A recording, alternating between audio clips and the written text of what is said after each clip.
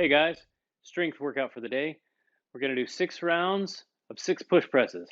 We're going to do this every 90 seconds. If it takes you 30 seconds to do it, you're going to have about a minute to rest before we go again on the minute-and-a-half mark. This is a barbell movement. You're going to choose the load for it. Could be moderately heavy, maybe somewhere around 60 to 70% of your 1 rep max. But we want to move well, and if it feels good, maybe increase the load.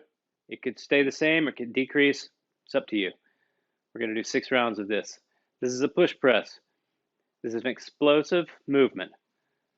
The dip is controlled, so we're going to start out, deep breath, controlled dip, explosive drive, and then a press. At the top of the movement, your elbows are going to be locked out. That bar is going to be centered right over top of your feet. Your ears are going to be right between your biceps.